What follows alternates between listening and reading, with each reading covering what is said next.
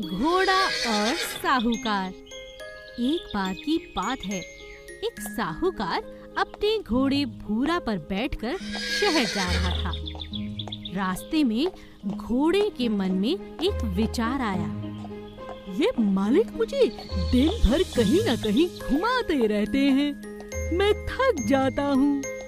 दिल करता है कहीं दूर भाग जाऊं, बाकी घोड़ों के साथ खेलूं, दौड़ूं, आजाद हो जाऊं। इतनी खूबसूरत दुनिया है, कहीं जाकर आराम से दुनिया देखने के मजे लूं। मगर मेरा साहूकार सेठ तो मुझे कहीं जाने ही नहीं देता, हमेशा बांध कर रखता है। पता नहीं मेरी ये इच्छा कब पूरी होगी। उधर मालिक को अपने घोड़े पर बहुत प्यार आता है और वो उसकी भूख की चिंता करने लगता है। अरे अरे, बहुत देर चल लिया, थक गया होगा, है ना भूरा? वो रास्ते में घोड़े को हरी हरी घास खाने के लिए खुला छोड़ देता है। देख देख, कितनी बढ़िया हरी हरी घास है, तुझे भूख लगी होगी, जाकर खा ले। अब घोड़ा ये मौका पाकर वहाँ से भागने की सोचने लगता है।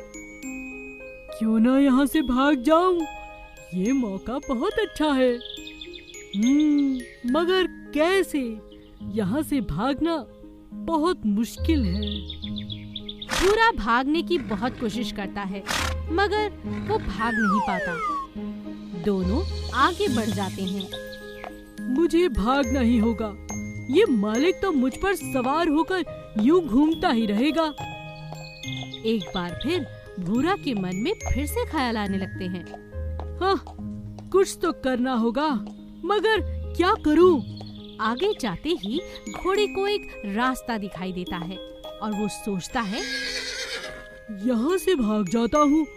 आगे चलकर घोड़ा डगमगाने का नाटक करने लगता है और मालिक उस पर से उतर जाता है। अरे अरे, क्या हुआ? यूं डगमगा क्यों रहा है? आराम से चल, अब बारी है भागने की।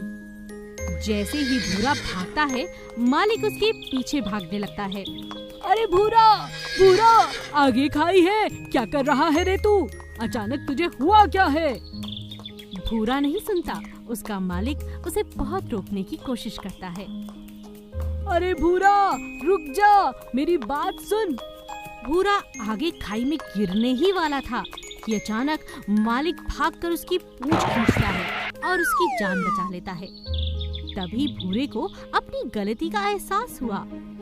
ओहो, मैं अपने मालिक के लिए कितना गलत सोचता हूँ। ये तो मुझे बहुत प्यार करता है, मुझे अब दोबारा ऐसी गलती नहीं करनी चाहिए। समझदार कौन? एक समय की बात है, एक जंगल में एक चालाक लोमड़ी रहती थी। वो चालाक तो थी ही, लेकिन उसे बड़ी बड़ी डींगे मारने का बहुत शौक था। उसे सभी जानवरों के बीच अपनी गप्पे हाँकने में बहुत मजा आता था। अरे हाथी महाराज, तुम्हें पता है, कल मुझे शेर राजा ने बुलाया था और उन्होंने कहा कि मैं तुम्हें अपना शिक्षा मंत्री बनाना चाहता हूँ। लेकिन मैंने ही मना कर दिया, मेरे पास भला समय ही कहाँ है। लोमड़ी की बातें सुनकर सभी जानवर उसके सामने तो हाँ में हाँ मिलाते, लेकिन पीठ पीछे उस पर हंसा करते थे। हाँ, बड़ी आई शिक्षा मंत्री बनने वाली, शेर के सामने आते तो इसकी सिट्टी पिट्टी गुम हो जाती है। चलो दोस्तों, अपने काम से काम करते हैं। बहुत सुन ली लोमड़ी की गप्पें। उसी जंगल में एक सियार भी रहता था। सियार और लोमड़ी की बहुत अच्छी दोस्ती थी। वे दोनों एक दूसरे का बहुत ख्याल भी रखते थे। एक दिन सियार ने जब जंगल के जानवरों को लोमड़ी पर हंसता हुआ देखा तो उसने लोमड़ी को समझाया। देखो लोमड़ी, तुम मेरी दोस्त हो, इसीलिए मैं तुम्हें समझा रहा हूँ। इतनी बड़ी बड़ी बातें क्यों किया करती हो? सभी लोग तुम्हारा मजाक उड़ाते हैं और मुझे ये बात अच्छी नहीं लगती। यह बात सुनकर लोमड़ी सियार से लड़ने लग जाती है और कहती है, हाँ, तुम भी मेरी चतुराई और समझदारी से चलते हो। अगर तुम्हें इतना ही घमंड है तो चलो हो जाए मुकाबला कि कौन अधिक समझदार है। यह सुनकर सियार ने कहा, हाँ हाँ ठीक है, बाद में झगड़ा कर लेना, लेकिन पहले कुछ खाने का इंतजाम कर लें। तभी उन्हें एक बैल दिखाई देता है। वो दोनों उसे खाने के लिए भी लड़ने लगते हैं। हाँ, ज्यादा बैल तो मैं ही खाऊंगी, क्योंकि मैं तुमसे ज्यादा समझदार हूँ। लोमड़ी, इतना घमंड ठीक नहीं। तुम चालाक हो, लेकिन समझदार बिल्कुल नहीं। तभी अचानक वहाँ पर शेर आ जाता है और वो दोनों को लड़ता देखकर मन ही मन खुश हो जाता है। अरे वाह, आज तो बैल के साथ लोमड़ी और सियार को खाने का भी मजा आ जाएगा। तुम दोनों क्यों झगड़ रहे हो? यहाँ सबसे समझदार तो मैं हूँ। तुम दोनों झगड़ना बंद कर दो। शेर को देखकर लोमड़ी डर के मारे चुप हो जाती है, लेकिन सियार शेर की मंशा समझ जाता है और होशियारी से कहता है, शेर महाराज, यह तो कुछ भी नहीं। हम लोग तो इससे बड़े शिकार के लिए लड़ रहे हैं। अब आप ही फैसला करें कि हम दोनों में समझदार कौन है। ठीक है, पहले मुझे शिकार तो दिखाओ, तभी मैं फैसला करूँगा।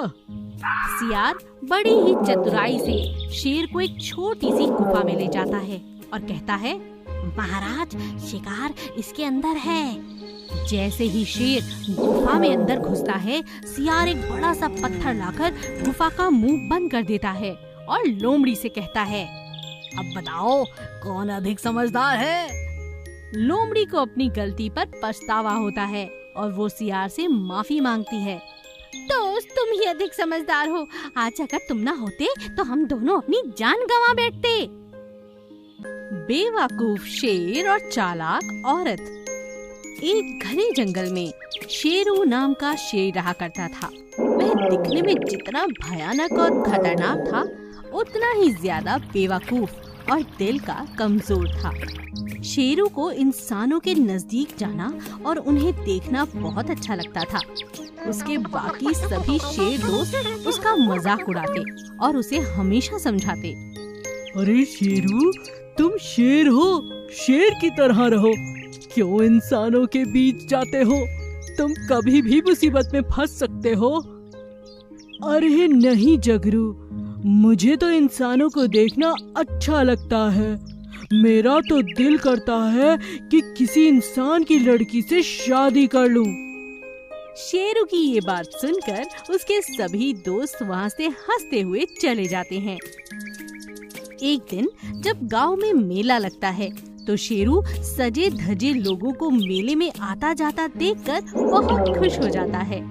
तभी अचानक उसकी नजर एक औरत और उसकी बेटी पर पड़ती है। वे दोनों अकेले जंगल वाली पगडंडी से जा रहे थे। शेरू मन ही मन सोचता है, अरे वाह, ये लड़की कितनी सुंदर है। काश मेरी शादी इससे हो जाए। वो वहाँ से छलांग लगाकर उस औरत और उसकी बेटी के सामने आकर खड़ा हो जाता है। अपने सामने शेर को देखकर दोनों घबराकर कांपने लगती हैं। तभी शेरू कहता है, मुझसे डरने की कोई जरूरत नहीं। मैं तुम्हें कुछ नहीं कहूँगा। मैं तो बस इतना चाहता हूँ कि तुम अपनी बेटी की शादी मुझसे कर दो। यह सुनकर वह औरत घबरा जाती है, लेकिन कुछ देर बाद वो सोच समझकर कहती है, देखो शेर महाराज, मुझे कोई आपत्ति नहीं है, लेकिन मेरी बेटी को तुम्हारे तीखे पंजों और दांतों से डर लगता है। अगर तुम अपने दांत और पंजे कटवाकर कल हमारे घर आ जाओ ना, तो मैं अपनी बेटी की जरूर शादी कर दूंगी तुमसे, मैं वादा करती हूँ। यह सुनकर शेरू खुश हो जाता है और जंगल में जाकर अपने दांत और नाखून काट देता है। अगले दिन सुबह वो औरत के घर पहुंचता है और कहता है, लो, मैं दांत और नाखून कटवा कर आ गया हूँ। अब तो तुम अपनी बेटी की शादी मुझसे कर दोगी ना? बिना पंजों और दांतों के शेर को देखकर वह औरत और बेटी जोर जोर से हंसने लगते हैं और शेरू को मार मार कर गाँव से बाहर भगा देते हैं। इधर जंगल में वापस आने पर शेरू के बाकी सभी दोस्त भी उससे बात नहीं करते और उसे भगा देते हैं। अब शेरू समझ चुका था कि वो शेर है और उसे शेर की तरह ही रहना चाहिए, इंसानों की तरह नहीं। और अब वो फिर से अपने दांत और नाखून आने का इंतजार करने लगता है।